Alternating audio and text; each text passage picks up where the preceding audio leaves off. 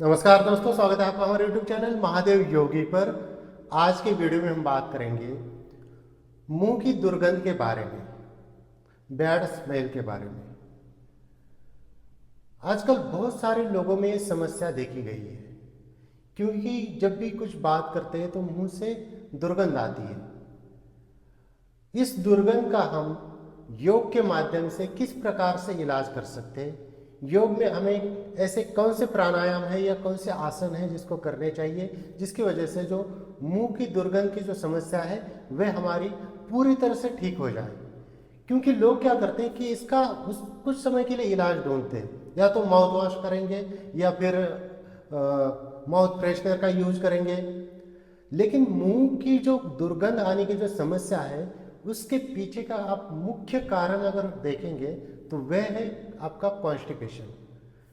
अगर मुंह से दुर्गंध आती है, इसका मतलब आप जो खाते हैं वो खाना ठीक से पच नहीं रहा, वो खाना आपके पेट में जाके सड़ रहा है, जिसकी वजह से आपके मुंह से दुर्गंध आनी शुरू हो गई। या आपका पेट साफ नहीं है, आपकी आंतें साफ नहीं है, इसकी वजह से मुंह से दुर्गंध आती है। दूसरा कारण, मुंह के अंदर बैक्टीरिया बन जाता है। हमारे खाया हुआ दांतों में जो फंस जाता है बैक्टीरिया, उसको जब वो फंसा रहता है उसकी वजह से बैक्टीरिया बढ़ जाता है, जिसकी वजह से मुंह से दुर्गंध आती है। ये भी देखा गया है कि जिनको सलाइवा कम बनती है उन व्यक्तियों के भी मुंह से दुर्गंध आती है। कई कारणों की वजह से पानी कम पिया जाता है, इसकी वजह से भी मुंह से दुर्गंध आती है। तो पहले तो आपको अगर इस समस्या को ठीक करना है तो इन कारणों को दूर करना पड़ेगा। पानी कम पीते हैं तो उसका ध्यान रखना पड़ेगा, पानी ज़्यादा पीना पड़ेगा।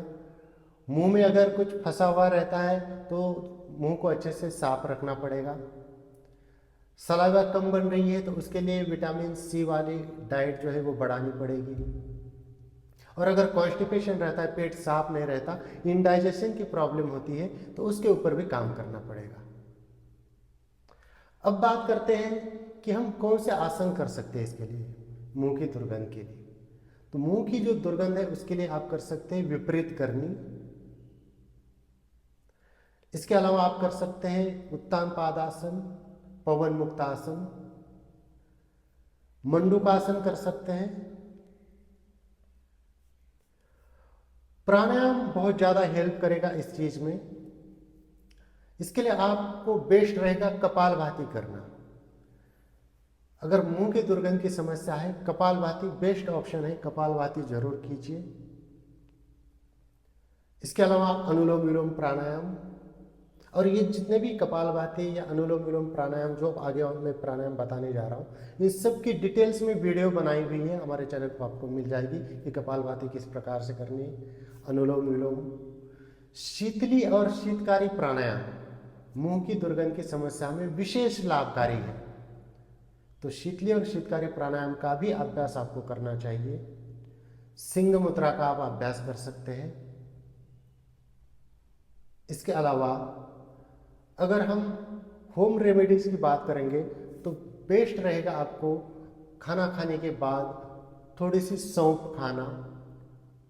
हरी इलायची एकदम बेस्ट रहती है मुंह के दुर्गंध में, आप ट्राई करके देखिए। अगर आपके मुंह से दुर्गंध आती है तो आप खाना खाने के बाद एक हरी इलायची को अपने मुंह में डाल के थोड़ी देर चबाते रहिए, उसको चूसते रहिए, या दिन में एक दो बार एक या दो हरी इलायची आप खा के देखिए, मुंह की दुर्गंध में बहुत फायदा करेगी।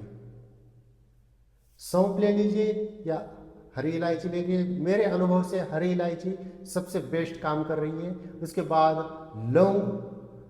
लौंग को भी आप मुंह में डालकर, लेकिन थोड़ी सी तीखी होती है, किसी किसी को थोड़ा सा जीभ में या स्किन में हानि पहुंचा सकती है ज़्यादा देर चबाने की वजह से या मुंह में रखने की वजह से, तो उसका थोड़ा सा ध्यान रखिए।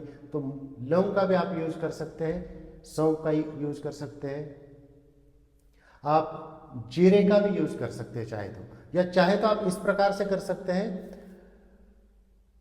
50 ग्राम जीरा ले लीजिए, 50 ग्राम सौंफ ले लीजिए और 50 ग्राम अजवाइन ले लीजिए, और तीनों को भून लीजिए तवे के ऊपर, उसका पाउडर बना लीजिए, और तीनों पाउडर को अच्छे से मिक्स करके इसको खाना खाने के बाद 1 चम्मच की मात्रा में आप खा के देखिए।